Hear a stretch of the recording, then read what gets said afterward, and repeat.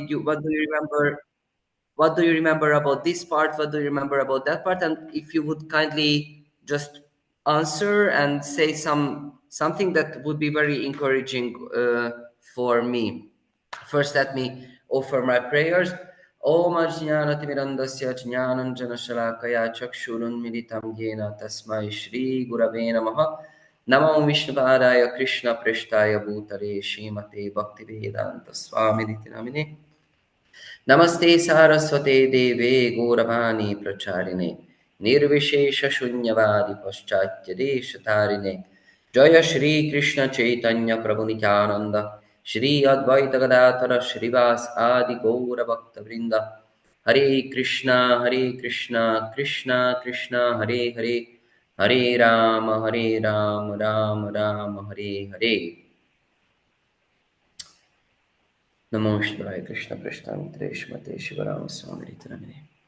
Yeah, I'm very grateful to Lord Krishna for now. Until now, it was very good connection, very good, no technical issues. So, inshallah, it will be less problem than last time. There was a family from Doha here, Bibi Govinda Maharaj's disciples, Sri Vrajabhumi Prabhu and his beautiful family, and I learned from them that this Inshallah, Mashallah, Alhamdulillah, and also La ilaha illallah, and I really like it. So, because Lala is, of course, the name of Lord Krishna, and he's the um, ultimate well-wisher of all of us. So, last week we spoke about the science of meditation. I said meditation. Yes, next slide. And I said that Yoga's Chitta Vritti Nirodha, someone has to have a peaceful mind to practice yoga, and yoga also enables us to have a peaceful mind. And last time we did this breathing exercise together with all of you, and that helped us to come to the present. But you also have to know that according to yoga science, there is this eight levels of yoga, Ashtanga yoga, and it starts with yama, niyama, like suggested and very unsuggested acts, and also asana to have a nice posture, and pranayama, controlling the breath. And this is what we tried last time. We did a little bit of breathing exercise to be able to be in the present and to have a pacified mind, to be able to concentrate.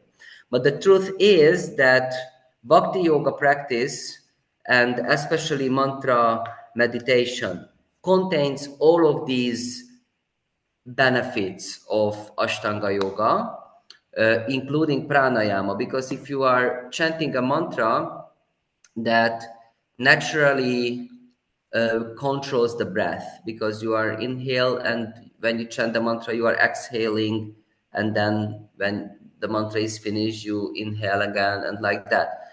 So I thought that this time we could just chant a few Hare Krishna mantras together to be able to do this Chitta Vritti Nirodha, to pacify the waves of the consciousness together. So we should just chant, and we try to focus on the sound vibration. And then we also do it in a way that you take a breath and then you chant one mantra, and then you try to exhale all the air from your lung with that one mantra, and in the end of the mantra you inhale again. Um, so we should do this. I think, I don't know, like a 5 mantras we can chant together, and then that prepares us a little bit for the class. And I will chant with one rhythm, and please you all join to me. So deep inhale.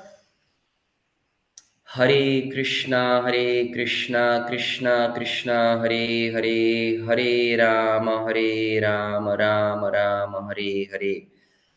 Hare Krishna, Krishna Krishna, Hare Hare, Hare Ram, Ram Hare Hare. Hare Krishna, Krishna Krishna, Hare Hare, Hare Ram, Hare Hare. In here, Hare Krishna, Krishna Krishna, Hare Hare, Hare Ram, Hare Hare. Last one. Hare Krishna, Krishna Krishna, Hare Hare, Hare Ram, Hare Hare. Shri Harinam Prabhu ki Jai. So now, hopefully, our mind is like an ocean without big waves, very peaceful. And in this way, we can go to the next slide and we can remember that we started to speak about what is meditation, who remembers what did I say as a very general definition, what meditation is about. Anyone? Concentration. It's concentration of consciousness, Prabhu. Yes, concentration of consciousness. This is not a spiritual, so it doesn't say that it will be a spiritual meditation, but just the fact that someone concentrates the consciousness, that is considered meditation. And I also said that it's very important to pay attention or to dedicate some talk to this topic: who meditates, who we are, what is our real selves, what are the different ingredients of our consciousness, to be able to avoid the obstacles on the path of meditation. And then the next question that we will focus on today: what or who is the object of meditation, and of course, how to do it. Next slide. So we started to speak about the body. Yeah, we already mentioned this. So next slide. Who am I? Next slide. And then I spoke about something which is called the body mind problem, which is basically a philosophical topic or a subject of philosophy science, which is about that we look around the world and we observe ourselves, and then we see that there are two components of existence. There is body, which is dead matter, and there is something else which in this philosophical terminology say mind, which is the ability of the living entities to experience their own existence and the world around them. You can go to the next slide and see this very general definition. I think yeah, so this was the topic. If the materialistic people, they say there is nobody because there is only matter, there is only the that elements that combinates, then make a combination and creates the consciousness. We are just our own brain and the brain cells and the neurons, and there is only matter to existence. There is no other component, but this is denying the existence of the self. This is denying actually the very common experience of all of us, which is that we are conscious and matter is not conscious. If I would be matter, I wouldn't be conscious. If I am conscious, I mustn't be just matter. And I just make this joke. Nobody can't say nobody without being somebody. Next slide. We will just go very quickly. So the awareness is the sign of consciousness, and we are all conscious. So this is the definition, scientific definition. Something is aware about the internal and the external self. The next slide shows us that even very serious scientists agree to this. I quoted this Hungarian fellow, but the next one will be a Canadian one, if I remember well. Next slide. Yeah, this is the out of body experience that shows that if anyone can experience him or herself from an outer perspective, and see their body, this is a direct proof that consciousness can't come from the body. The brain can't be the origin of consciousness. And the next slide is a quotation of this devotee, Ishvara Krishna Prabhu, who says, yes, the brain is the screen of the movie, and our senses are the projector of the movie, but there is a viewer in the movie who sees the show, who sees the film. Hopefully it's a nice film, not some horror, but the fact is that without a component of consciousness, without the person inside of the movie theater or inside of our body, there wouldn't be anyone who watches the film. So if only your laptop would be on, but you wouldn't sit in front of the laptop, then no one would enjoy or suffer from this presentation of mine. But because you are kindly there, you have this experience. So therefore, if you experience the world around you and yourself, it means that you are there. The conscious soul is there, not just the body. And I remember when Shivaram Swami Maharaj asked Tia, who is hopefully hearing me now, who you are, she just very naturally said, I'm a soul. And Maharaj said, you are very intelligent, because not everyone understands. There are professors with, I don't know, 5 PhDs, and they don't understand that they are a spirit soul. They think they are their body.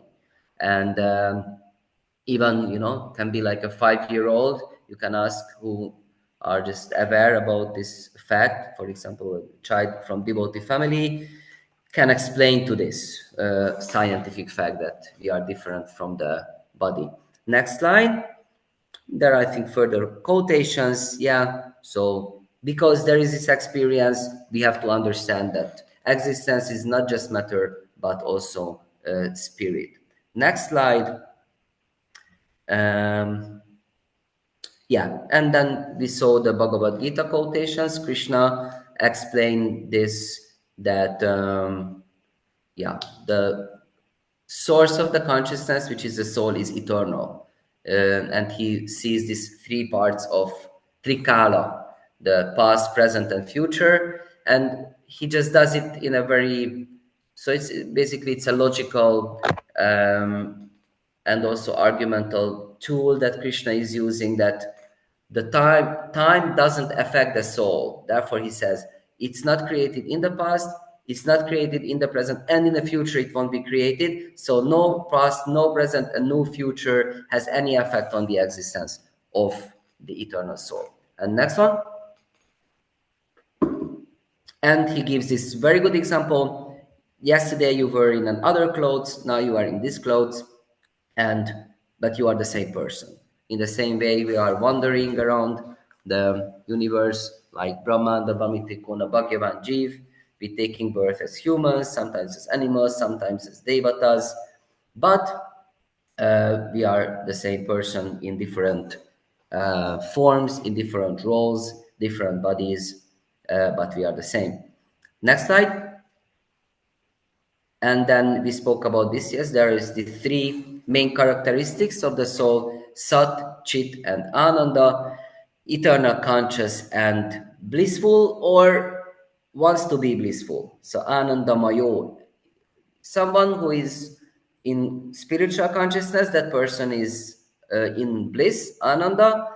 If someone is miserable, still desires to be happy, so seeks after this Ananda. Therefore, it shows actually that the original nature of the soul is to be happy, but due to the covering layers of consciousness, sometimes we don't experience our own spiritual nature. In the same way as someone has some stomach virus, then he or she doesn't experience the healthy appetite. Thinks of his or her favorite food and just disgusted. Why? Because the original natural healthy condition is covered with this disease. But if someone gets better, someone gets cured, then the same appetite comes back. In the same way, our original nature is to be happy, but now we are diseased, so we have to do something, some spiritual practices, purification, to get back our original consciousness. But this is another topic. Actually, it's the same topic, but we will speak about that later. Next slide, please. Yeah, and then we spoke about this Atma. Atma means self, but according to someone's understanding, there are different self-identifications. Someone has the understanding that I am the body, so that's also an Atma, Deha. But there is the gross body made of bones and muscles, and there is a subtle body which has other three components. We will remember there is the real spiritual self, the guy in the movie theater who experiences the show, and there is a supreme self, Paramatma. We will speak about him more today. But we go to the next slide, and there will be, I think, the components of the. No, Krishna says another explanation, the hierarchy of the components of the word. Please go to the next slide. We discussed this already, and we can go to the next slide, which will be the structure of the subtle body. And this is as follow. Yeah, this is important. These are the three layers of the subtle body, which is mind, intelligence, and false ego. And we analyze that. But I hope that it's understandable that in the same way as our gross body has different layers, skin, muscles, and bones, in the same way, the subtle body also has mind, intelligence, and false ego. And you can discriminate or you can differentiate between these three according their functions. So if you go to the next slide, we can see the three fine functions of the mind, which is thinking, feeling, and willing. Does anyone remember what did I say about the thinking function of the mind? What kind of thinking is the one that the mind, manas, is doing?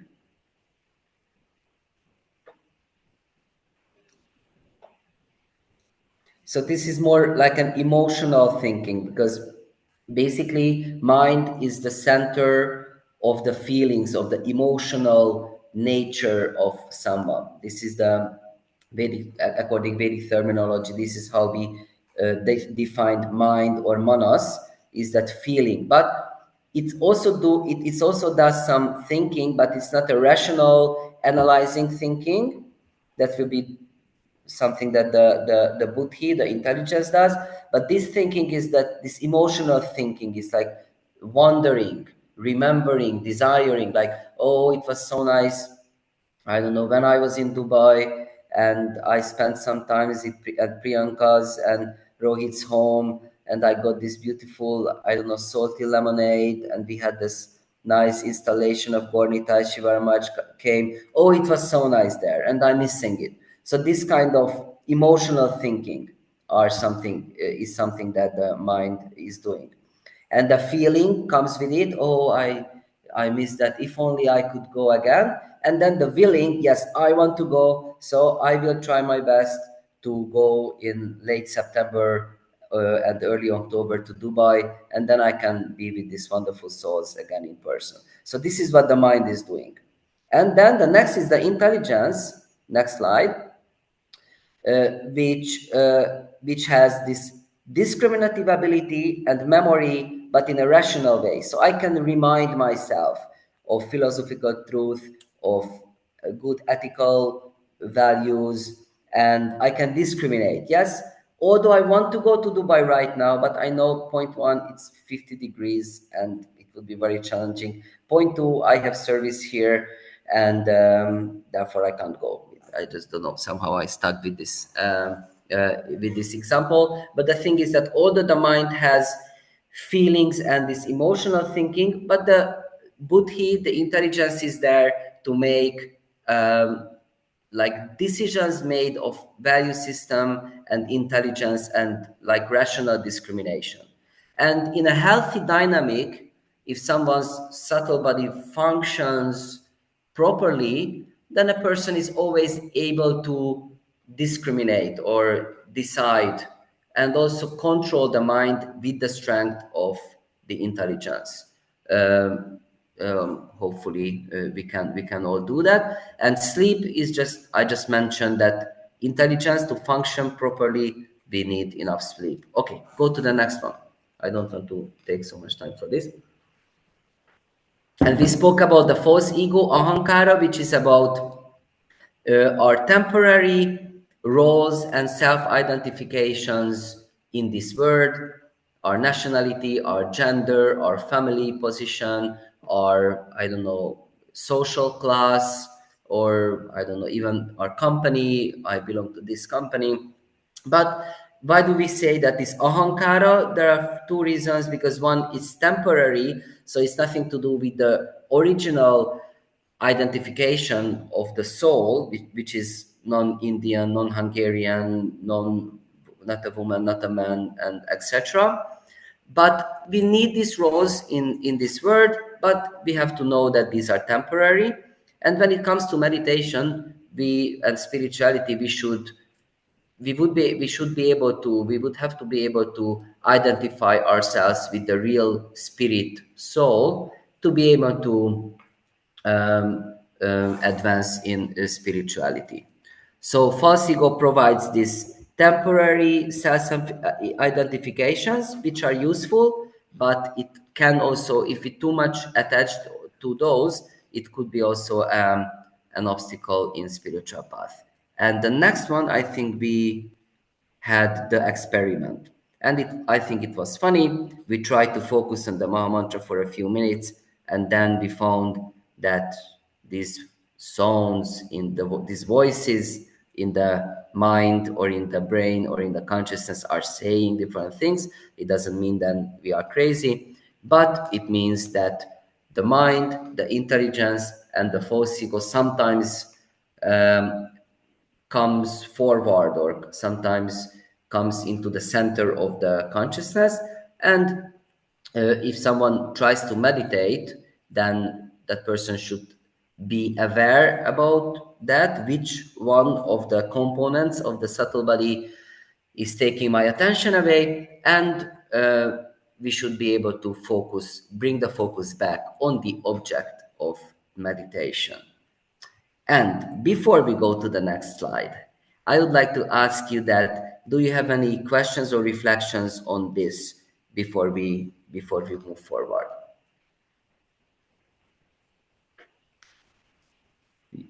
You don't have to, but if you have, you are welcome to ask. Okay, so if everyone is everyone okay to go to the today's topic? Okay, and today's topic will be we don't go to the next slide yet. We can go.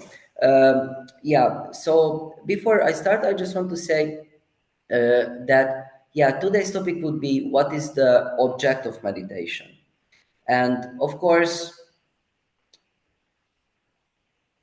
it's as we discussed, it's a very wide scale that some wide spectrum, I would say, that different practitioners choose different objects of meditation. Tina, would you like to say something? Yes, Prabhu. I think so. Gaurav has a question, and he was like, "Sorry, Prabhu. Yes, yes, Gaurav. Please shout as much as you can. I try my best to hear. So, Mohan Prabhu, my question is: sometimes my consciousness is giving me, telling me to do something, but my intelligence is quite the opposite of that, and my mind is caught up in the feelings. So, and there is a lot of confusion when certain things happen. When it is like that, when I think my consciousness is saying something, but my intelligence tells me not to do it, and then my mind tells me my mind is all overwhelmed. How do I address? I mean, can you help me?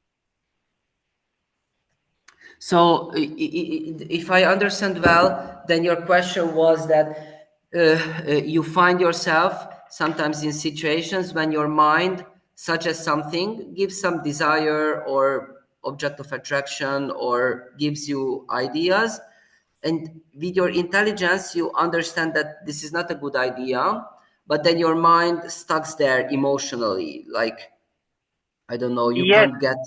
Yes, Yes, and you ask and on top suggestion. Yes. and on top of that, when I'm meditating or when I'm in God consciousness, or at least I think I'm in God consciousness, there is a completely different version that comes out. So what do I do? Like it is confusing for a person like me. This second part maybe I didn't understand. So when you are God conscious, then you think that you are able to listen to the sound of the intelligence, but you are, if you are not God conscious enough, you can't. This is what you say. No, it's actually when it is so. For example, if I'm trying to do, let's say for example, if I'm going into like a business meeting or something like that, my God Yeah. consciousness tells me be positive, all of that. My intelligence Have tells faith. have faith, and Yes. it's kind of that. I'm making a very basic example, right? But then my mind, my intelligence is telling me, oh, prepare this, prepare that, figure out certain things, and my mind is giving me all emotional responses about the temperature, the this, the kids fighting at home, and all that other kind of nonsense which goes on. So all Yeah. three of the faculties are moving. Yeah, so I think your question is very relevant because sometimes we find ourselves in a situation that there is almost like a debate in our head that and there could be more components. There could be an emotional, an intellectual, a spiritual, and sometimes we are a little bit confused.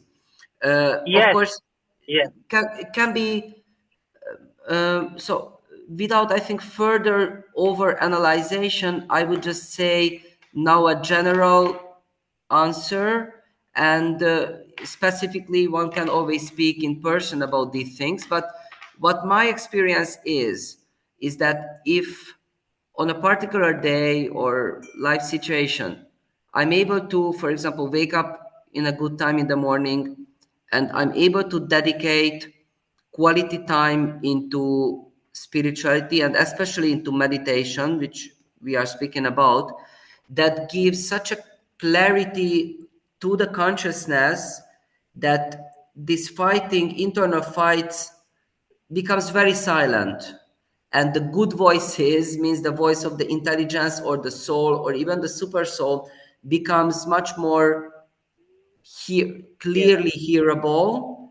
And then I feel that my consciousness is also very, how to say, favorable to choose the good direction. It's very clear what should I do, what should I focus on, and I want to focus on because I'm elevated and I'm in like a good shape spiritually and consciously.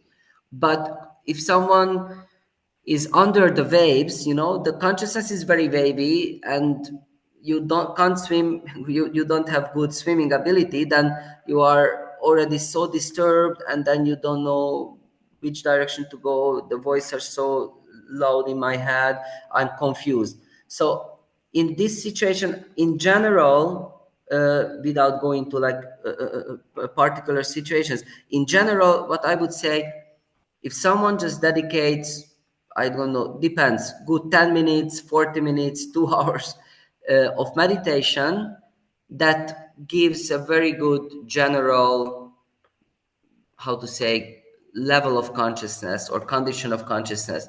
And that's already a very good beginning of even a business meeting or other challenges. Of course, life is not always, how to say, providing these opportunities to us. Of course, there are situations when we actually just don't have that 40 minutes in the morning. But if someone makes meditation as a regular habit, will experience this. Yeah, I woke up, it was very good rounds, I chanted, and the whole day was just very smooth, and like this. And if you would allow me, then I would just leave you with this answer, and I would continue our topic. And I hope that, because today's topic I think will be very relevant for your question, and I want to make sure that we can go over it, because we basically, it was just we are half an hour speaking and we just spoke about last week's topic,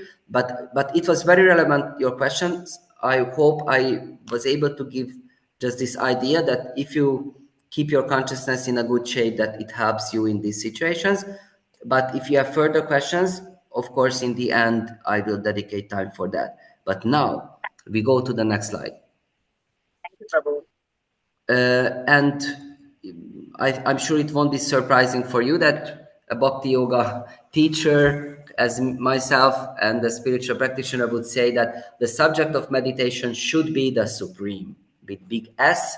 And as we said, someone can meditate on his or her own breathing, or someone can meditate on, I don't know, different material topics. But if someone wants to achieve spiritual progress, that person is warmly suggested to focus the consciousness or to meditate on something spiritual, and why not the source of all spiritual existence, which is the Supreme. Okay, but what or who is this Supreme? That's another topic. And I brought a quotation from the Bhagavata Purana, from the Srimad Bhagavatam. I'm pretty sure that I spoke to you something about this Bhagavata Purana in the earlier sessions. So I just mention it very briefly, that Bhagavatam is considered to be the master level of spiritual education. Bhagavad Gita is the ABC, and Srimad Bhagavatam is the master, so the university subject of curriculum, or how to say, of spirituality. It was written by Srila Vyasadeva, the author of the Vedas, I would say, who is Krishna's incarnation. And this is the Nigama Kalpataror Ganitam Palam. This is the ripe fruit of the whole Vedic, of the wish-fulfilling tree of Vedic literature. So this is the essence of Vedanta philosophy. When it comes to Veda Anta, means the conclusion or the end of the Vedic knowledge, or the pinnacle of the Vedic knowledge, then Srimad Bhagavatam summarizes it. Vyasadeva wrote down all the Vedas, all the Vedic literatures. Then he wrote a summarization, which is called Brahma Sutra or Vedanta Sutra. And because this is so condensed that no one is able to understand without being very, very, very qualified, therefore Vyasadeva wrote the Bhagavata Purana to explain the meanings and the conclusions of the Vedanta Sutra through stories and through conversations and through debates. So this is something that we say in philosophical terminology as dialectic theism. So there are discussions throughout the whole 12 cantos and 18,000 verses in the Bhagavatam. Sages are speaking to other sages, devotees of the Lord speaking to demons, and demons are telling their opinion about the word. And of course, they are always defeated either by arguments or either by some avatars. Argumentum et baculum, as it says in Latin. This Bhagavata Purana is really the crème de la crème, the essence of all essence. And in the second chapter, even, so the very, very beginning of the book, Vyasadeva says this: Vadanti tat tattva vidas tattvam yajnanam advayam brahmeti param atmeti bhagavaniti shabdyate. And then he says that learned transcendentalists who know the absolute truth call this non-dual substance Brahman, Paramatma, or Bhagavan. So this verse basically gives a sutric summarization of the Vedanta theology. When it comes to the supreme, or as it says here, the absolute truth, that means the cause of all causes, the source of existence, the transcendence, the ultimate existence. This is what we call here the supreme or the absolute truth.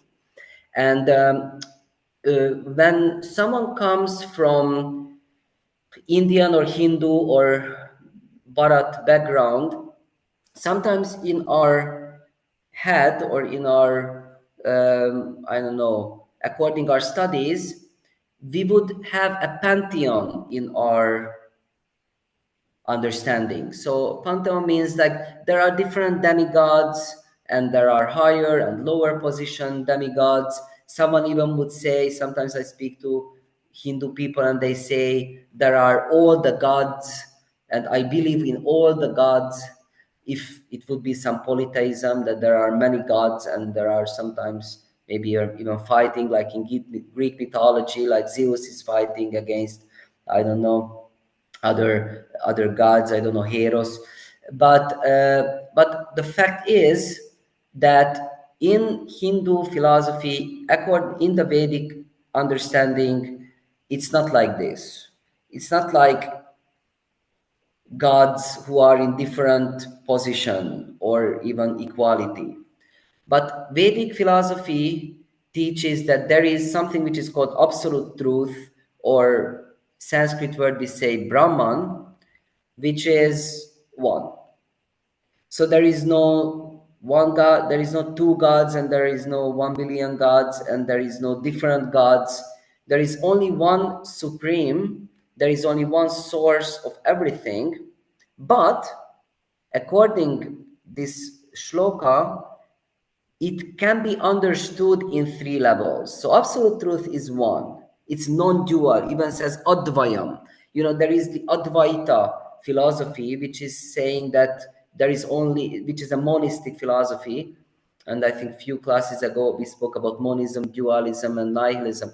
So originally, the Vedic philosophy agrees that there is monism. There is only non-dual substance, which is Brahman. But this absolute truth, non-dual substance, which in generally we can say Brahman, can be understood in three levels. First level is called Brahman. The second level is called Paramatma. And the third level of the understanding is Bhagavan. But this third level is the three levels are non-different. It's not there is that there is Brahman and above that there is Paramatma and even above that there is Bhagavan. And even they are fighting. Sometimes Brahman wants to be the supreme, sometimes Paramatma, and they are different. No, because this is Advayam. This is a non-dual one substance, which is called the absolute truth. But according our approach or level of understanding, or even level of interest or kind of interest, this one substance can be understood in three levels. And different branches of Vedic literatures are focusing more in one or the other, but they are never in contradiction. So there are some Vedic literatures which speak about Brahman, the first level. I will say what is that. Basically, the Upanishads are such. Mostly they speak about Brahman. There are others, but for example, there is the Yoga Darshan, Yoga Sutras, and there are other darshanas which are focusing more on Paramatma. And there are literatures like the Puranas and especially Bhagavata Purana, which speaks more about Bhagavan. But it's not that one says that Brahman is the supreme and the other says Paramatma is the supreme and the third says Bhagavan is the supreme, because they speak about the same supreme. Because Brahman, Paramatma, and Bhagavan are just different levels of understanding of the same thing. So there is no contradiction, there is seeming contradiction, but there is no true contradiction. And for example, if someone studies of the teaching of Shankaracharya, then you see that Shankaracharya, Advaita philosophy, they speak about Brahman only. But basically in their philosophy, Bhagavan and Paramatma they can't do anything with those other features of the absolute truth. There is the Yoga Darshan, it doesn't speak about Brahman so much, and Bhagavan only speaks about Paramatma. But if you see Bhagavata Purana, and if you see this verse, all the three levels of understanding of the absolute truth has a very clear position, and it makes this Vaishnava Vedanta a very holistic explanation of the Vedic literature itself and of the Supreme Absolute itself. Therefore, this is the Ganitam Palam, this is the ripe fruit of the tree of the Vedas, because in the Vedas you find explanations of Brahman, Paramatma, and Bhagavan, but the Srimad Bhagavatam is basically the only literature that explains it in a way that it's holistic, it's all including, and then you come to the understanding. So if you are on the top of the hill, you see everything, the whole landscape under you. But if you're only halfway, then you can see, partially. So this understanding of the Bhagavatam, of the Vedanta philosophy, gives the whole perspective of the absolute truth, which is the subject of meditation, and therefore we are speaking about it in a like class series about which is the topic of the meditation, because we want to understand that if I want to meditate on the Supreme, what is that Supreme? Because otherwise I can't meditate on this. And this verse says us that this Supreme can be understood in these three levels. Before I ask if you have any questions, I think it would be useful to go through of these three features of the absolute truth, Brahman, Paramatma, and Bhagavan, and then I will ask for questions. But if you already have questions, then please write a notice, or if you are in a car, then tell it to your wife, she will remember better, and then we will come back to your question. So, three levels. First level is, please, we go to the next slide, which is Brahman. So Brahman is the general Sanskrit terminology of transcendence, non-material existence, absolute truth. These are all synonyms, basically. But when we speak about Brahman as a feature of the absolute truth, or a level of understanding of the absolute truth, then we would say that Brahman has the following qualities. Brahman is all pervasive. Brahman is everywhere. The absolute God is great. Allahu Akbar. God is everywhere. He's so huge that he contains everything, all and encompassing. So he's expanding everywhere. But impersonal. So the Brahman feature of the absolute truth, or this level of understanding, the absolute truth shows an impersonal face of his or its. It means that Brahman doesn't have a name. If you gave a name to it, it's not Brahman anymore. This is something that the Upanishads emphasize so much. Brahman doesn't have a form. It means you just can't hug Brahman. You just can't look at Brahman. If you look at Brahman, it's not Brahman anymore, because Brahman is beyond the reach of the senses. Brahman doesn't have a size. It's everywhere, but you can't measure it. So it's like beyond any measure. So it's an impersonal. You can't speak to Brahman because he won't answer. He doesn't have this personal, you can't have a personal exchange with this level of the absolute truth, or with this feature of the absolute truth. It's formless. Without qualities or above qualities. Without qualities means without any material qualities. Because what are the qualities in this world? We say the three gunas, the triguna. It means, rajas, tamas, and sattva. It means like rajas is passion, and tamas is ignorance, and sattva is goodness. And everything that exists in this material world is a combination, or I would say the creation of these three gunas, these trigunas. But Brahman is nothing like this. Brahman is nothing to do with the three gunas. The three gunas are never contaminating, never reaching the Brahman. It's completely transcendental, in the same way as the smoke never can actually reach the sky, or the clouds are never able to cover the sun. the clouds can cover you from the sun, but the sun is always above the covering. So in the same way, Brahman is without material qualities and without material bondage. It's completely transcendental, nothing to do with matter. And but in the simultaneously, Brahman is the origin of all material forms and qualities, and this will be important later. So Brahman, everything, Sarva Kalv Idam Brahman. This is how Vedanta Sutra begins basically. Everything is emanating from Brahman, everything is Brahman. Whatever you experience, that's Brahman. Nothing that you experience is not Brahman. And if there is nothing in existence that exists out of Brahman. And let me tell a story about this because it becomes too philosophical. Have any of you heard about a guy called Birbal? This is a question. Yes, This Prabhu. will be a very relevant story for people who live in an Arabic country. Birbal, anyone? Yes, Prabhu. Yes.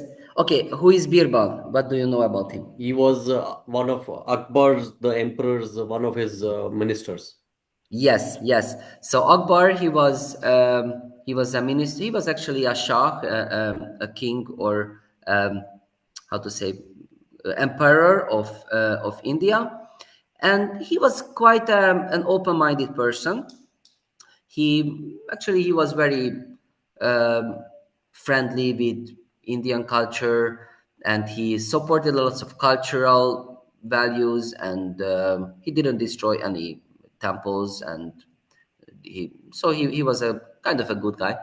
And he also had a wife amongst the many who was a Vaishnavi, a princess. I don't know, maybe Rajasthan. There is a film about their marriage, otherwise. But his best friend and also trusted minister was called Birbal, who was a Vaishnava. Some scholar says that actually he was a disciple of Gopabhatta Goswami. I don't know. But what we know is that he was a devotee of Krishna and he was very, very wise.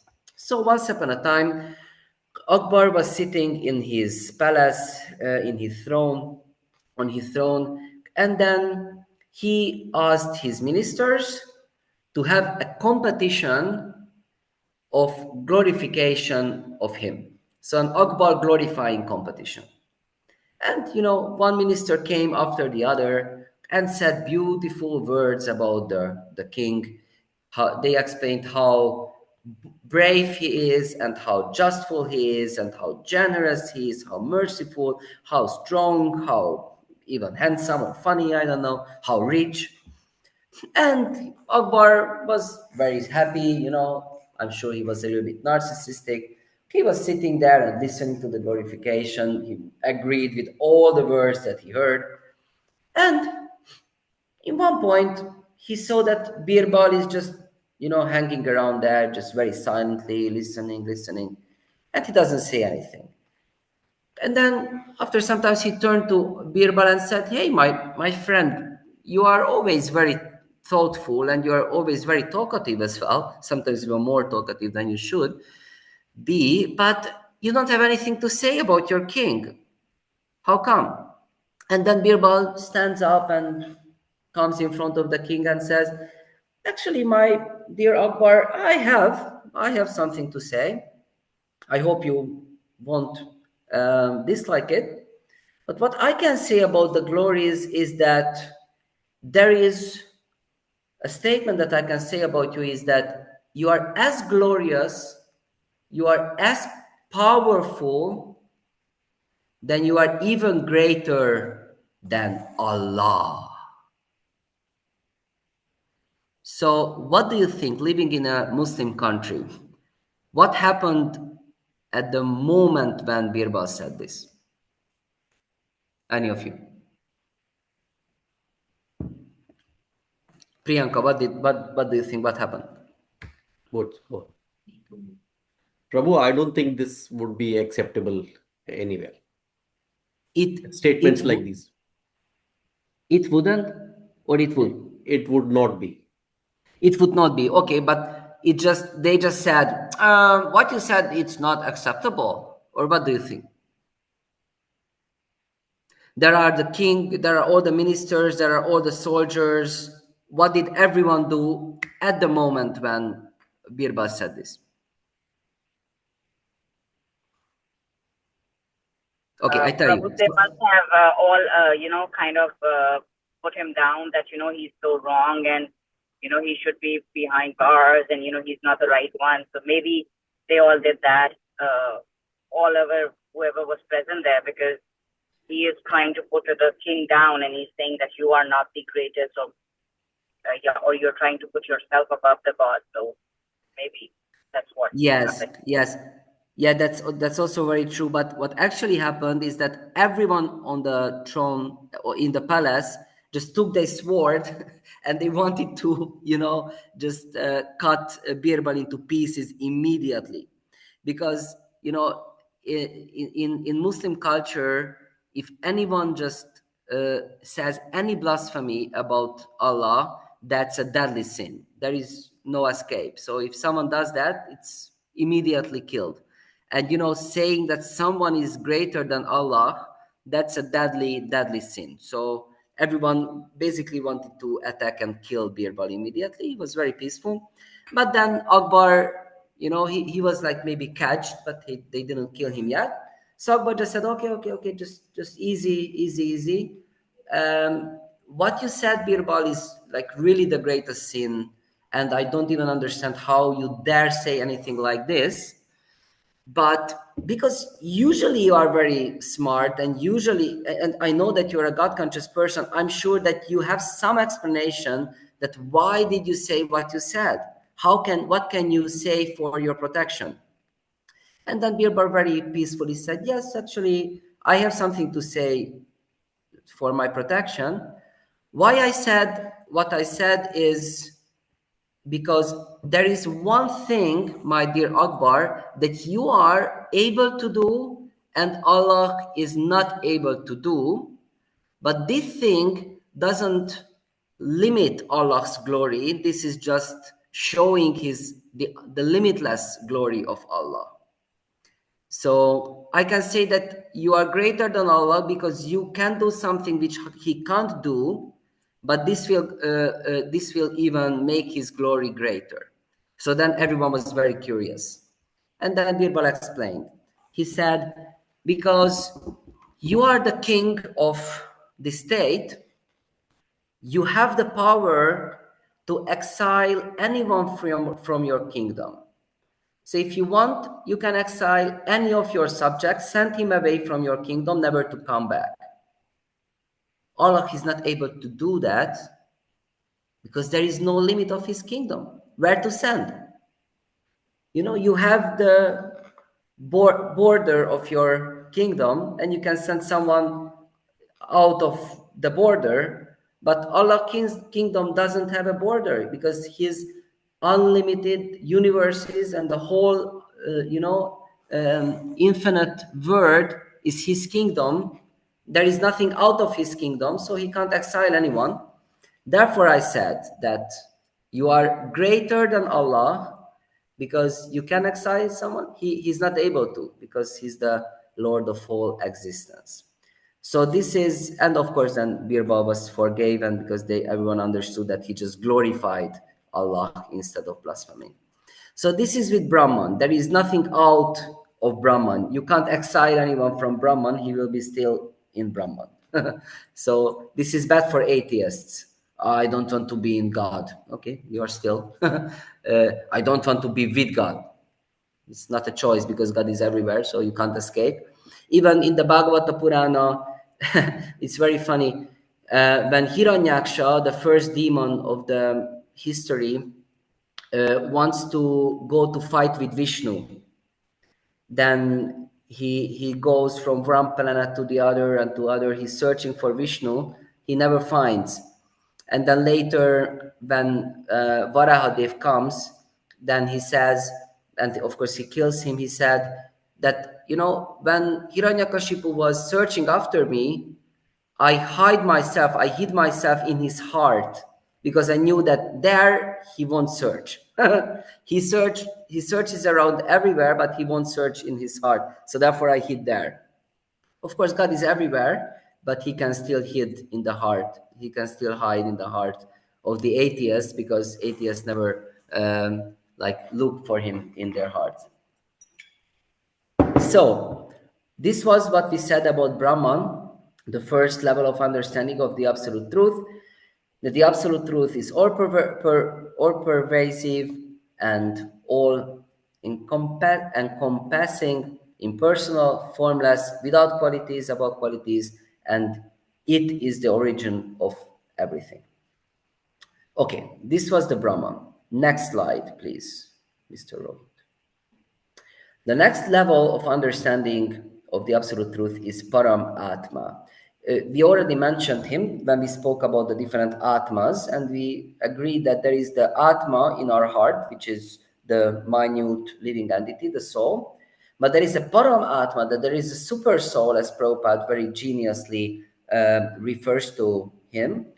Then he's the soul of all souls. Paramatma is the localized feature of God who is with each and every one of us in our hearts. So Paramatma is present in everyone's heart. Krishna says in the Bhagavad Gita that Sarvasya Chamridi Sannivisto Matasmitir Jnanam Apohanam Cha. He says that I am in everyone's heart. And he says that Dadami Buddhi Yogamtam, because I am in their hearts, then I can give the intelligence to my devotees to achieve me and to serve me. So Paramatma is the localized form of God. He's an inner guide of all of us. When you have this experience, you want to do something bad. You want to do it, but there is something in your heart that says, it's not a good idea. Sometimes even there is this little pain, this feeling of pain in the heart. When you want to say something that hurts the other one, then you feel this pain before you say it. Don't say it, don't say it. Sometimes you still say it, sometimes I still say it, but you have this feeling not to do it. And sometimes the opposite is there. Sometimes you just have this feeling to do this. It just comes to your mind like an idea. And then you do it, and then it just perfectly works. Or sometimes, you think of someone whom you haven't met for, I don't know, 10 years. You're thinking, oh, what could be with this and this person? And then next day he just, meet the person on the bus station, or you just see he just calls you. But Paramatma already reminded you about that person. It happens to me quite often. There are other examples. Once I gave this same seminar to newcomers, and there was a very successful businessman in the audience. And then he raised his hand and said, I know what you are speaking about. And he told a story. He said that, I don't know, many years ago, just before the big world crisis, I think it was 2008, the big economic crisis. Just few, I don't know, weeks before the crisis, I opened the dream hotel of my life. So he was a hotel. So he found a hotel. He started a hotel, and the building was ready. And then he advertised and he arranged everything very nicely. And then the hotel started to be very, very successful. He got the first prize of this hotel in Hungary, like in it got the prize of the best hotel in the country. And it was always full, and there were always good reviews of it. So it was very, very successful. He was the most successful hotel owner in the country that time. And everything went very well. And then in one morning, in the top of his success, he just woke up. He opened his eyes and he thought, okay, let me sell this hotel.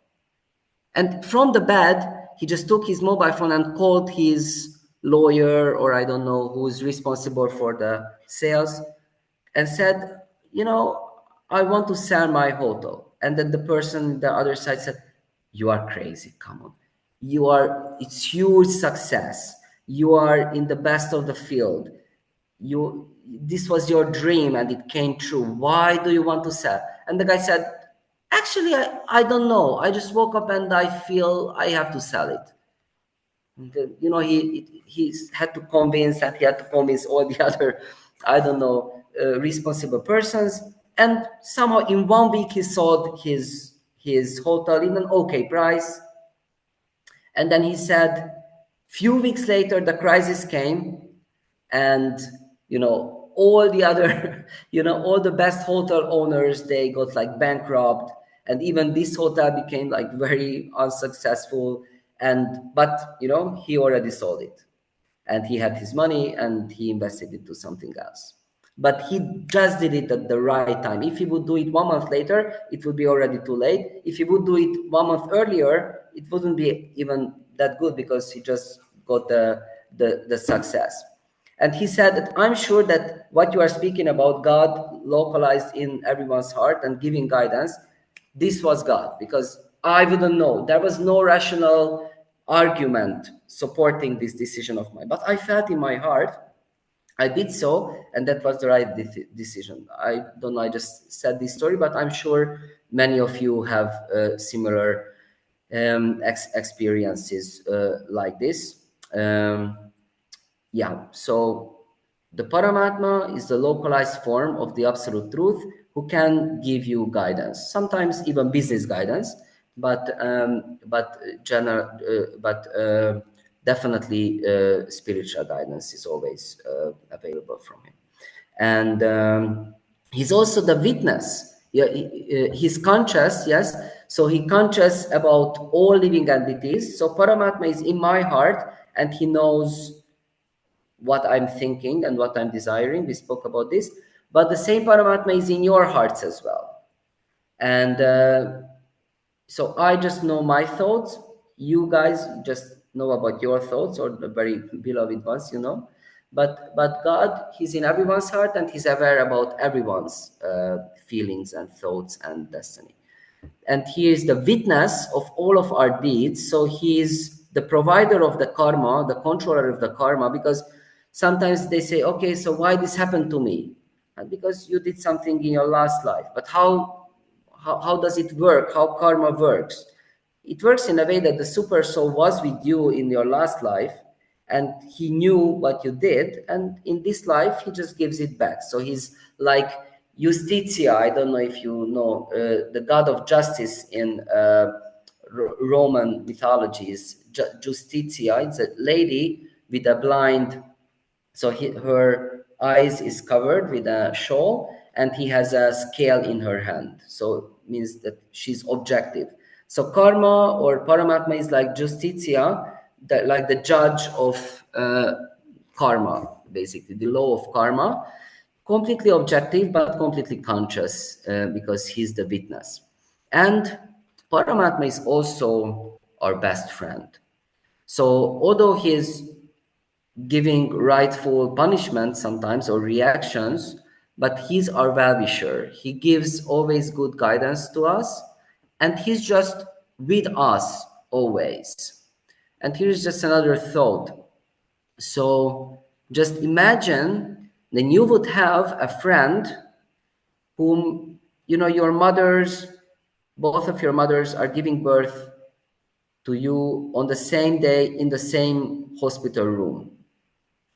And they are in the hospital room in the same, so you are there for a few days, and then your mothers become the best friends, and then you meet every day as babies, and then you become like children, and then you play every day together.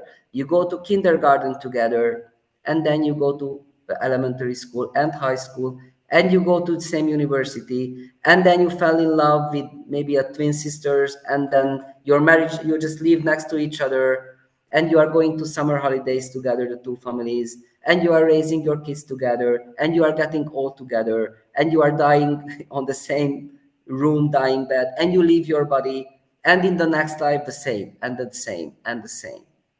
So this is how Super Soul is our best friend. He's always coming with us. Whatever happens to us in this life, in the next life, in the previous 2 billions of lives, he's always coming with us as our best friend.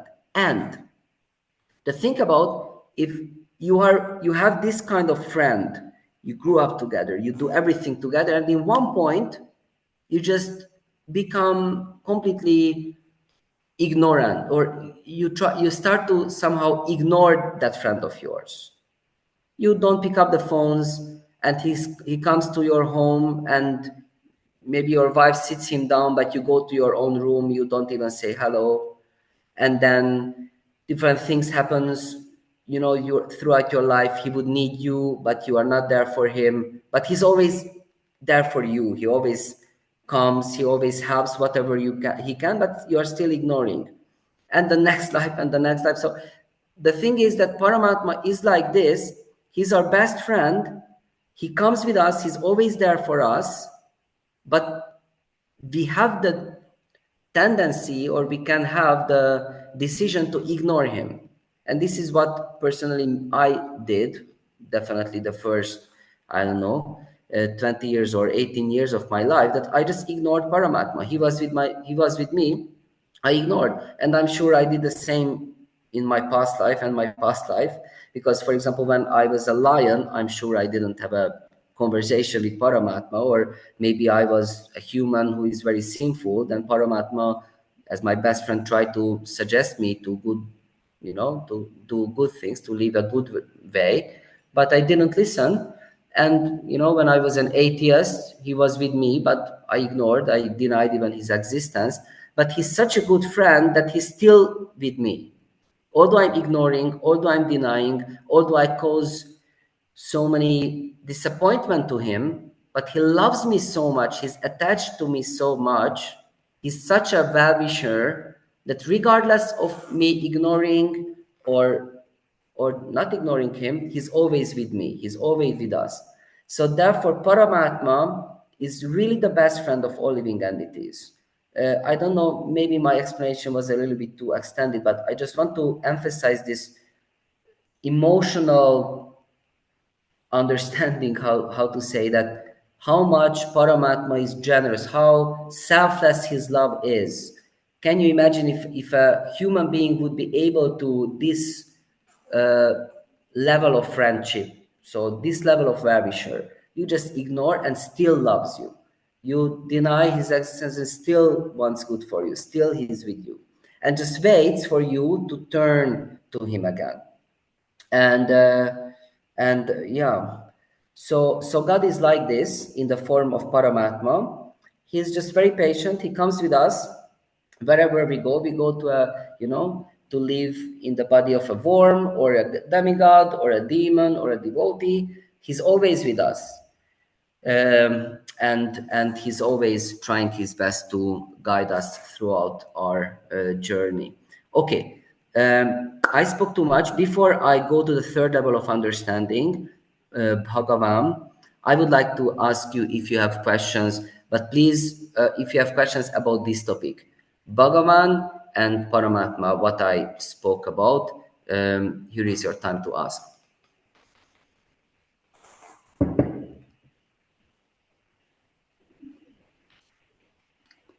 Or if you had something that you बता ना, तू बता तेरे को क्या समझ आया? Prabhu, in a small version, can you explain the difference between Paramatma and Brahman, like in simple words? Okay. So the thing is that, as I mentioned, they are actually the same, because they are both, but they are not both because they are one. So both Paramatma and Bhagavan are different features of the absolute truth, or we can say different features of God. But meanwhile, Brahman owns or expresses or shows the qualities of being all pervading, ever existing, transcendental, and all the other qualities that we listed. Paramatma also contains these qualities, but on top of those, he's also personally present in everyone's heart. So Brahman doesn't give you ideas. Brahman just exists. Okay, let me put it this way. We say Sat Chit Ananda. So the absolute is Sat, Chit, and Ananda. It means existing. Sat means ever existing or eternal. Chit means conscious, and Ananda means blissful. So Brahman represents or manifests the Sat ness or the Sat potency or the feature of being ever existing of the absolute truth. So Brahman basically just exists and provides existence. He's the source, it's the source of existence. But he doesn't show any symptom of consciousness, means he's not conscious about your I don't say it's not conscious, but it doesn't have a conscious effort to give you any guidance. He doesn't do anything with your activities, giving reactions, or he doesn't want to come closer to you. He doesn't inspire you. He doesn't, uh, he doesn't do anything. He just exists and provides existence. But when someone has the relationship with the absolute truth in the form of Paramatma, then that person experiences these features of the absolute truth. And I can also say that when the absolute truth wants to look after you as your best friend and as your best inner guide, then he takes the position of the Paramatma. I don't know if you Yeah, understand what I said. I kind of understood that, Prabhu. It's like, correct me if I'm wrong. Like, basically, it's like Brahman is there. It's always there. It never goes away. Whereas Paramatma is sometimes like those, the gut feeling or those inner voice which we get through. So it's kind of similar, but Brahman doesn't talk to us, whereas Paramatma talks to us. Yes, or I would say, I would say in a funny way. So when Brahman speaks to you, then he's Paramatma. He's not Brahman anymore. Or got it. So,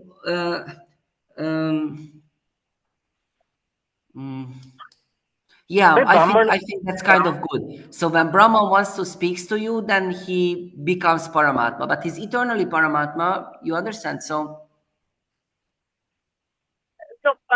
Then, like Prabhu, it's like Paramatma is basically what I feel is like our inner voice. Sometimes we feel that this is not correct. So that is the Paramatma speaking. exactly. It's there within us. We know it's there, and that feeling is like, okay, don't stop. Like this is not right. He is the one speaking to us that this is not right. And okay.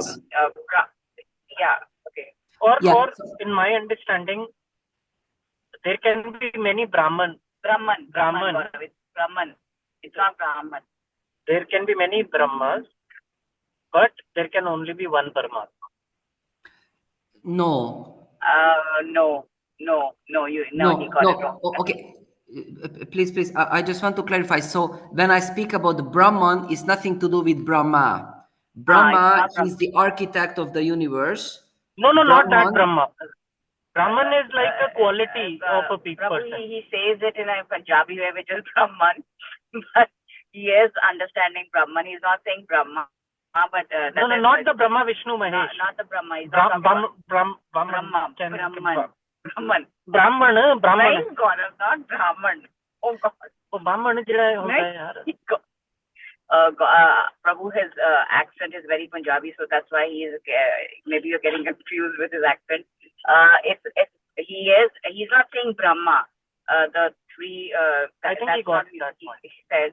But what he Yes, feels, okay, he's okay. saying But that what did you say? That yeah. you said something, Gaurav, that there is only one Paramatma, but many Brahmans, but I didn't understand that. Yes, yes. So Paramatma is one, Yeah. like the one God, which resides in every one of us.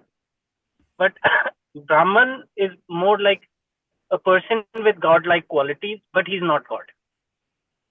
No, no, no, this is not No, like okay. that. This is not No. like that.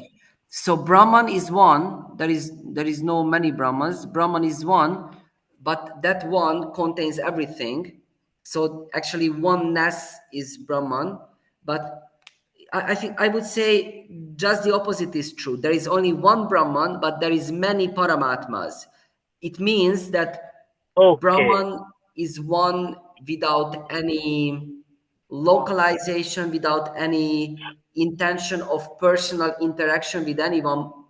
But Paramatma, he multiplies himself in the form of billions of forms just to be a personal guide or a personal well-wisher of all living entities. So Brahman is just exist everywhere in one mass, I would say, but Paramatma takes the hardship of to appear in everyone's heart as a guide. So I have a paramatma and you have a paramatma, and the end, the Bhagavatam even says that the paramatma is the size of every living entity's like, so like the distance between this finger and the thumb. So this is the size of my paramatma, and if there would be a giant, then he would have a size of a paramatma with the same measurement of his finger. And if there is like an ant, the ant doesn't have fingers, but still it's like this big. But Prabhu, so I have one question.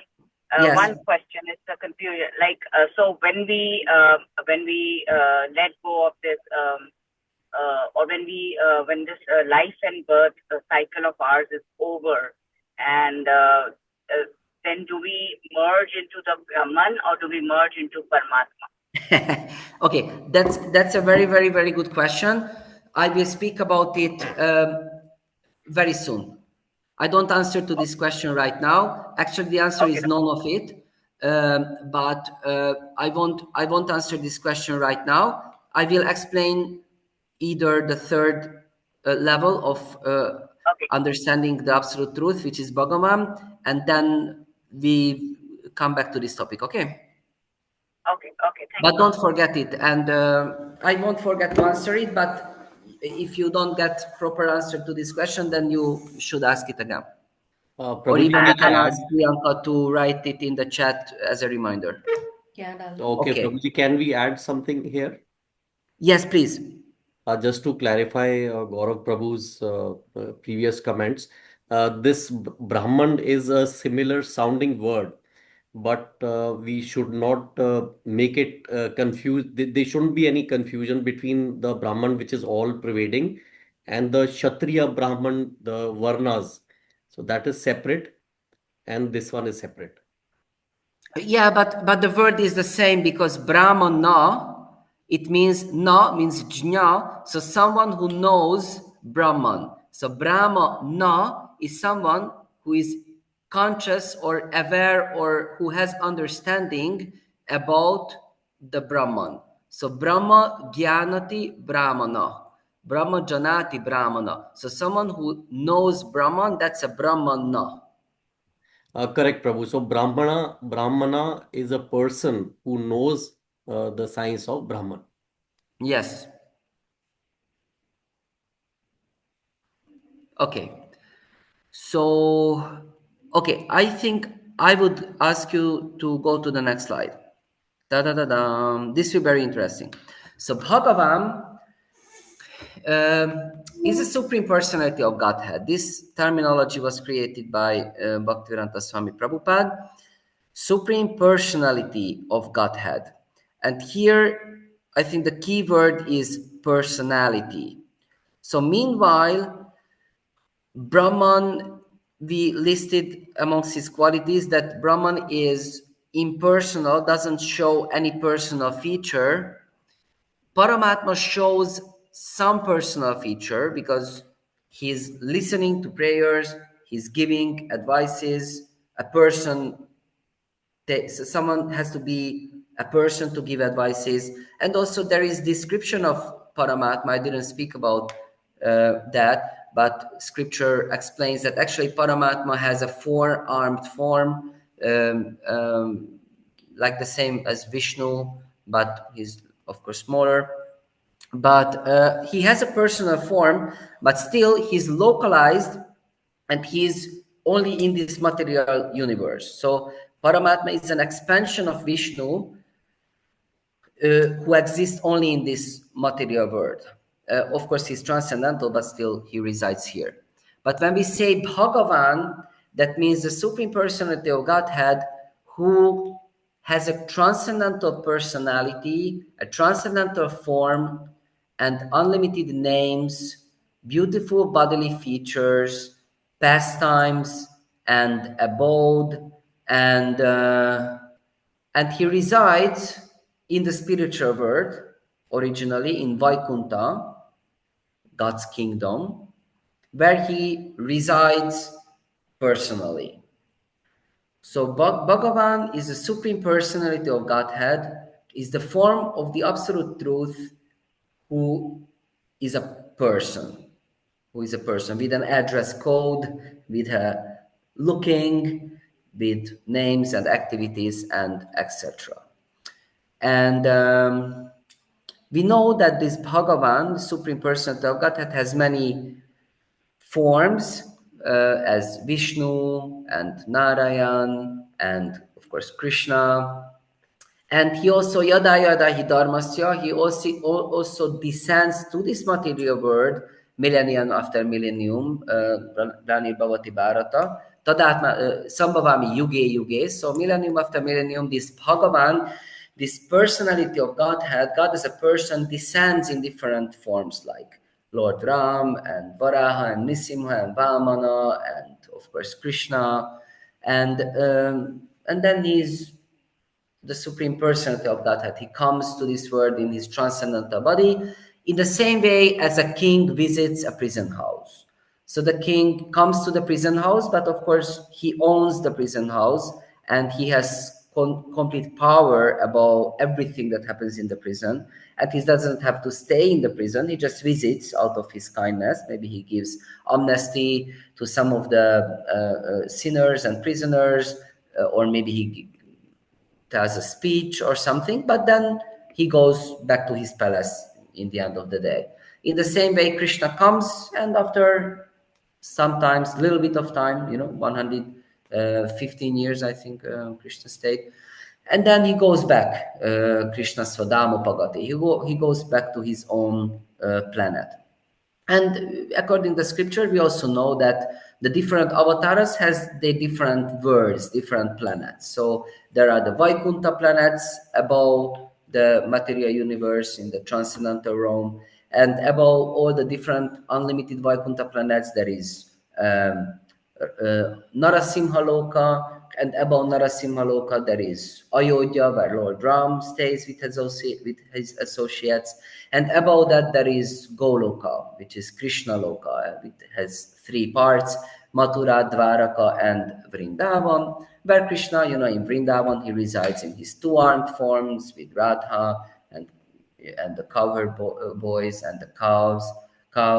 And in Mathura he stay, and Dwaraka he stays in his four-armed forms with, I don't know, Arjuna and the Pandavas and Uddhava and all these other devotees. But that eternal abode where God eternally exists in his Bhagavan form, that is the home of all living entities, of all the souls. And this is where devotees of Krishna wants to go back to home, back to Godhead. This is our motto, that we want to go, we want to get out of this repeated birth and death and go back to home, to one of these Vaikuntha planets or one of these abodes of Bhagavan. But before I go into this topic, and of course this will be the answer to the question that what is the goal, what will happen to us when we get out of the repeated birth and death, I will go back to this. But before this, I want to little bit give a philosophical idea why this personality of Godhead conception is not just a fairy tale, but it's very rational, and yeah, why this is the conclusion of the Vedas. Why the Vedas? Because from philosophical perspective, sometimes one could think, okay, I can believe that there is something about matter, that Brahman, that just an effulgence, that everywhere. Maybe I can also accept that I have a transcendental well-wisher in my heart. Okay, but God with a bluish complexion in four arms and holding a lotus and having a wife. Come on, this is like fairy tale. God has a person, but persons are limited. I'm a person. I have a size and I have a, I don't know, home and a name, but these are material things. But the absolute truth mustn't be limited to a personality, mustn't be limited to a form. Come on, what are you guys speaking about? So to give this understanding, or the Priyanka one, no, yeah, so please go to the next slide. Okay, so here is something that I really like, and I think some of you have already heard this from me. This is a quotation from Victor Hugo, who is, I'm sure, one of many of you know. He wrote the Paris of Notre Dame of Paris, and he wrote the many other books. He's a middle age French author, one of the best authors actually in the history of Western literature science. And one of his books, he has this quotation. I don't tell the different details. This is one of his novels. But I would like to read this quotation. Interestingly, this quotation is spoken by a soldier to a priest in this book. And the soldier says, "Infinity exists. It's there. If infinity didn't have a self, this deficiency would restrict it, and then it wouldn't be infinite. In other words, it wouldn't exist. But it does exist. So it has a self. This self of the infinite is God." So this is tricky, but I hope you will get it. I'm sure you already got it, but just let's go through it. So the first statement is, I think, very undeniable, especially if someone is aware about mathematics or just cosmology. So infinity exists. There is something which we say infinity. Like the universe is infinite, numbers are infinite. There must have an existence which is infinite. Infinity exists. I think this is quite acceptable. So, but he says that if infinity didn't have a self, self means personality, features, form, name, qualities. So if infinity wouldn't have those, then this deficiency would restrict it. Or with other words, it would limit the infinity. Because then you would say, infinity doesn't have size. Infinity doesn't have a face. Infinity doesn't have name. Or it doesn't have a form. So if you start a sentence that infinity doesn't have something, that it means you are limiting the infinity, because if infinity doesn't have something, that is not infinity anymore. Do you understand me? So if someone says, I have unlimited money, And then someone asks, okay, but do you have $1 million? And the person says, yes, I have $1 million. And you also have $10 million. He says, yes, I have $10 million. Okay, but do you have then, I don't know, $2 billion? And the person says, no, actually, that one I don't have. Okay, so in that way, that person wasn't, he didn't have unlimited wealth because he doesn't have something. You understand? So, or for example, there would be a dictator, and he would say, "I have complete control about this country. I have all power on this country. I can do everything." And then someone would ask, "Okay, but do you have all the do you own all the television channels?" And he says, "Yes." "And do you own all the radio stations?" And he says, "I have almost all, but not all of them. There is this one that is owned by, I don't know, some other company, which is not mine." No, no.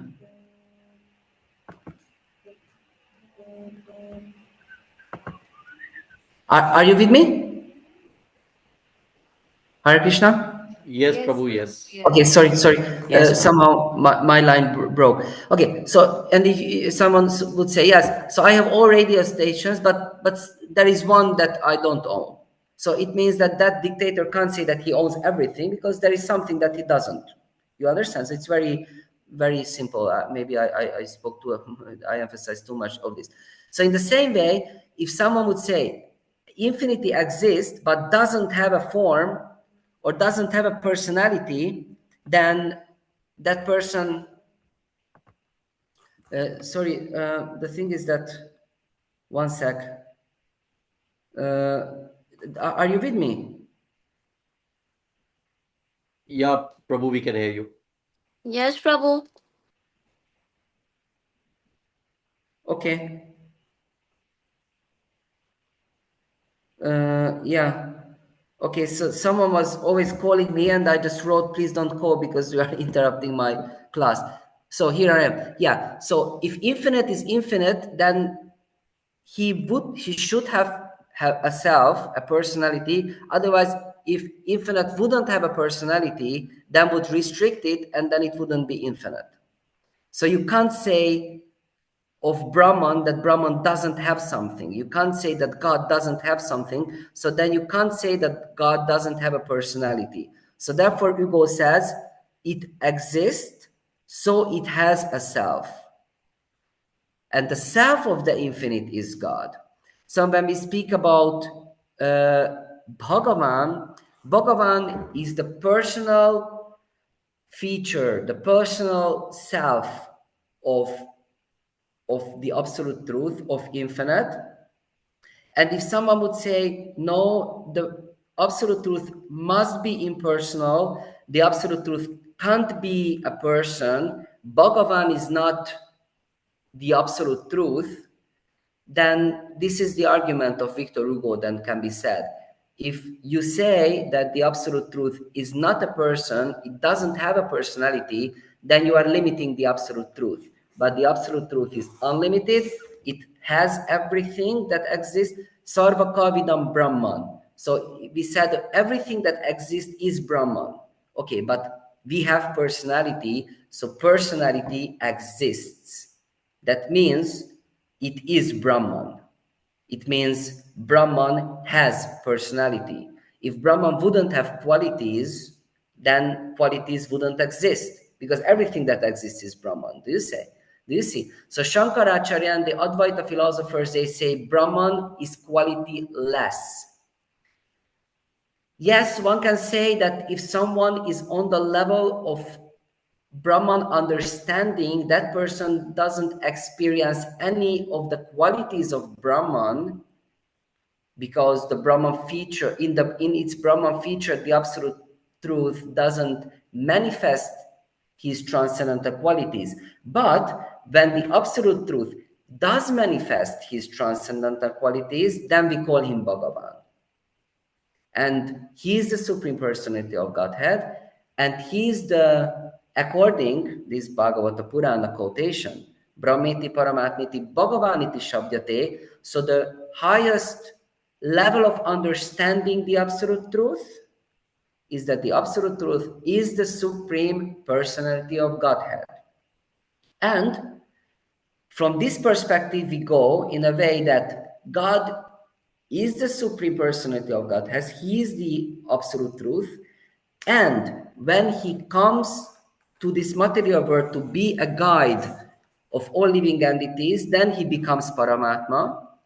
And when the Supreme Personality of Godhead manifests its existence to be everywhere in the material creation, to expand its existence to everywhere, then he becomes Brahman. So Vedas give the example. There is Surya Deva, who is the god of sun. He's the sun god, Surya Devaya Vidmahi. So Surya Dev, he's a person. He's there located on the sun planet. And then he manifests himself as the sun planet itself, which is I don't know how many millions of kilometers away from Earth. That's also his manifestation. And then he also manifests his rays to give us light and heat even in this planet. So, Surya Dev is Bhagavan, the sun planet is Paramatma, and the sun rays, that when you go to the sun and you see the sun, the rays of sun on your face, then that's Brahman.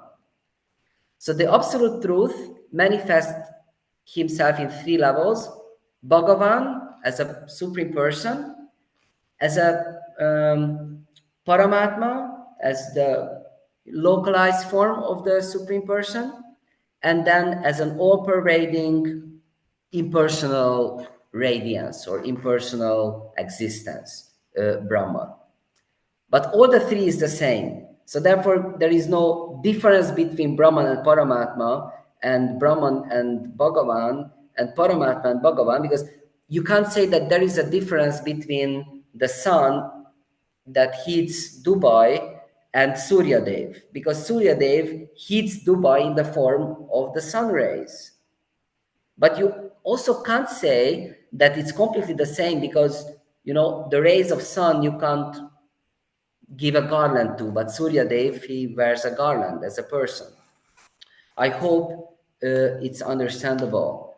Prabhupada gives the other example, that, for example, the Shah of Dubai, he's everywhere in Dubai in his laws. He gives the law, and then the laws are everywhere in Dubai. And if you don't follow the law, there will be consequences. So the presence of the Shah is everywhere in Dubai. You can contact his, office. You can write an email, and then some of his servants of the servants of the servants will get your email, and then you will get a reply. So you can also have a conversation with the Shah, but it won't be personal. Maybe even your message will reach him, because maybe it's so important that he has to read. But still, you didn't meet him, but you have a communication with him. But when he invites you to his garden party and then you shake hands, oh, it's very nice. I have heard very good things about you. Oh, you're Hare Krishnas. I like you guys. Then you have a personal interaction with him. In the same way, Brahman is the existence, law of God. Paramatma is his, you can have a conversation, like you can have a conversation with him. But Bhagavan is when you personally get to know. And so these are the three levels of understanding. And I'm running out of time, so I just give a very short answer to this question of what will happen to us after we get out of samsara. And what happens to us is as follows. So if someone practices a kind of spirituality that focuses on the Brahman feature of the absolute truth, that person can attain the Brahman realization. And that person, after living his or her body can get out of the repeated birth and death and can enter into the Brahman effulgence and can merge into Brahman, become one with this impersonal Brahman existence. If a person practices a kind of spirituality, for example, the yoga tradition, yoga darshan, like dhyana yoga, that person will meditate, focus on the Paramatma manifestation of the absolute truth in his or her heart. And if he attains the samadhi, the perfection, then that person will go and enter, depends on the elevated position of the person, but can, for example, get all mystic powers, mystic potencies. That person can also choose to become one with the transcendental form of the Lord, or can become, for example, a sage, meditating on Brahmaloka. Can also, different options will be available for that person.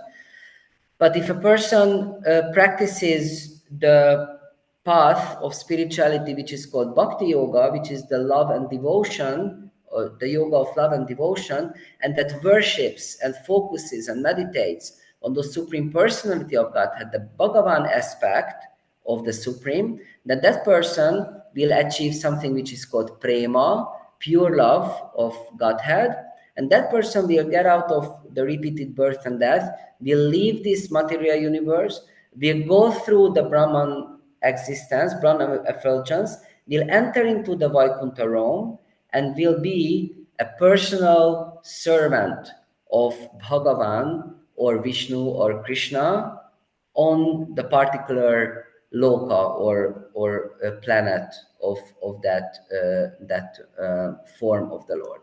If someone has a attraction to the Vishnu form of the Lord, that person will go to Vishnu loka. If someone has a personal attraction and love to Lord Ram, to the form of Lord Ram, he will go to the planet called Ayodhya and will be a servant of Lord Ramachandra with all the, I don't know, monkeys and Sita Devi and the other Ayodhya Vasis. And if someone has a personal attraction to Krishna, then he will go to Krishna Loka and will be one of the servants of Krishna, along with the cowherd boys and cowherd girls and cows and birds and flowers in Vrindavan. But of course, that realm is eternal, full of knowledge and full of bliss. And that personal relationship between the soul and Bhagavan is also like a very personal, very sweet, and very amazing relationship. And this is what bhakti yogis are training for. So we are chanting the holy name of Bhagavan, we are worshipping the form of Bhagavan in form of the deities, we are learning, studying the teachings of Bhagavan like Bhagavad Gita and Ramayana and Bhagavata Purana, and we do some service also, spreading the knowledge about Bhagavan, trying to involve everyone in the service of Bhagavan and like that. And then because we dedicate our life to this loving service, then this is what we will continue in the end of our lives. And amongst all these bhakti yoga practices, the best is meditating, focusing our consciousness on the holy name of the Lord, and especially on this Hare Krishna Maha Mantra. But we will speak about that on the third session. So I conclude my speech now, and I ask you for questions.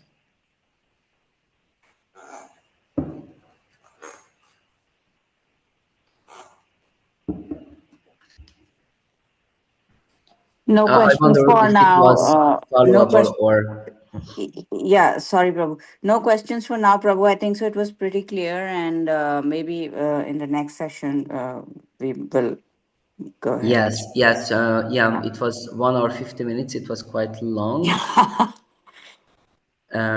Yes. But I hope that you were able to follow, and I also hope that you were able to take some away with you from it. Yes, Prabhu, definitely. Okay. So no more questions, no more comments Prabhu, one And comment. we continue next Friday. Hi, Prabhu, can you hear us? One comment. Yes, I hear, I hear. Yeah, earlier I'm talking about myself as a new devotee. Probably I used to look at it from Brahman upwards towards Paramatma and Bhagwan. But when we look from Bhagwan downwards, I think it gives more clarity. So Yeah. I think it is given more clarity when you look from Bhagwan downwards, Paramatma and Brahman. Yeah, I also found the same. And if you see, for example, those philosophies or those teachings which are which consider Brahman the supreme, or they speak only about Brahman as the supreme, they have a limited explanation or a limited understanding about the other features of the supreme. They can't do anything with the conception of Paramatma, and they definitely can't do anything about the conception of Bhagavan. Therefore they deny.